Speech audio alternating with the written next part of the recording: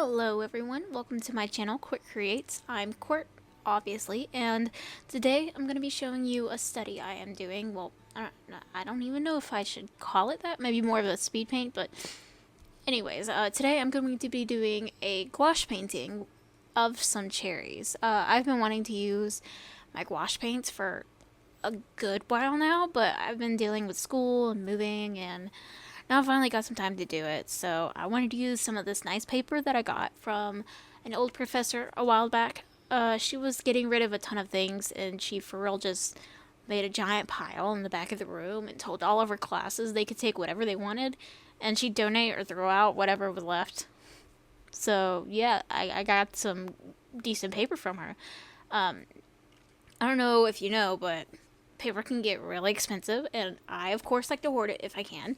So I'm using this nice watercolor paper that's not very big, which is fine because it's just a study. At the moment, I'm worrying about creating more than I am about creating masterpieces. I'm focusing more on being consistent. I've not been able to create as much since I started college, hence why I've had the same sketchbook for like 3 years.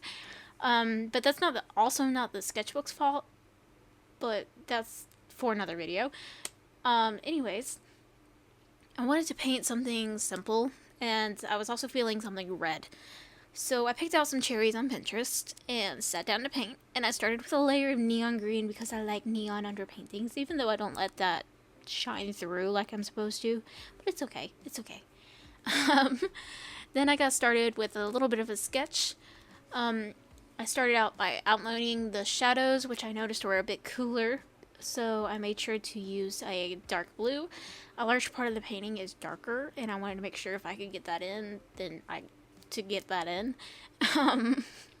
Which, in the end, it's kind of hard to see in the lighting how dark it actually gets. In real life, it looks darker.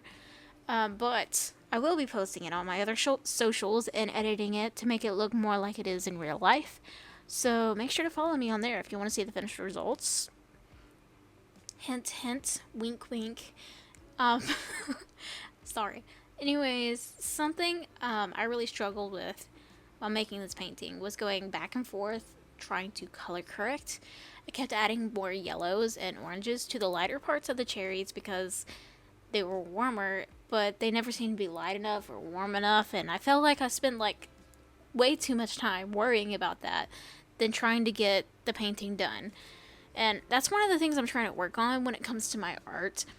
I tend to find something that needs to be corrected, and then I keep focusing on that throughout the entire artwork, and it really slows me down. This is something that's supposed to be a simple painting and not take very long, but it definitely took me a lot longer than I wanted it to because I kept going back and doing the same parts over and over and over again, even though they already looked decent. It's definitely one of the main reasons why I don't make as much finished artwork, because in my eyes, the finished artwork is not finished, and it still needs to be worked on, when in reality it's done, and I need to just move on so I can better my skills and do better next time. But if you stay on one problem for too long, then you will always see some sort of fault in the problem and never be able to fix it like you should. Unless, of course, you're doing math or something, but math isn't here right now. She's away. It's summer. I guess in a way, I'm trying to focus on quantity over quality, which sure, focusing on quality can be a good thing, but there is such thing as too much of a good thing. Part of focusing on quantity over quality is learning time management, and focusing on the little details that won't matter in the long run is not very good for time management. That's something I've really got to get into my brain. Part of focusing on quantity over quality... Oop, I started repeating myself. I'll cut that out. So if you notice towards the end of the time lapse that I'm not going back to the same spots again and again, there's a reason for that, and it's not that I'm okay with how it looks. It's actually because right now, as I'm starting to write the rough draft of this script, which is already written as I'm speaking it, but just ignore that. I haven't actually finished the painting yet, and I'm looking back at what I need to improve on, and what I liked about this painting and what I didn't like and what else I need to work on. That kind of stuff. That's also something I would like to get better at, because I am very proud of myself for doing that for this video. I'm hoping having a YouTube channel and being forced to go back and look at my work and my process and explaining parts of it will help me to keep making sure parts of that I like and parts that I can improve on, that I keep looking at that. I think it will force me to reflect on what I'm doing instead of jumping from project to project, trying to go so fast. My ADHD brain wants to work on something constantly, so I think I need to learn how to take a step back, take a minute, take a deep breath, and look at the overall product and see how I need to improve and what I am doing right, what I'm doing wrong.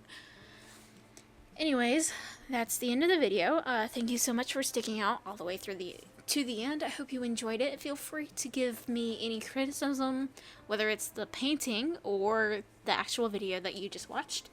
I'm still new at this, so I would love to get some feedback on that. Either one. But thanks for watching, and I will see you next time. Bye!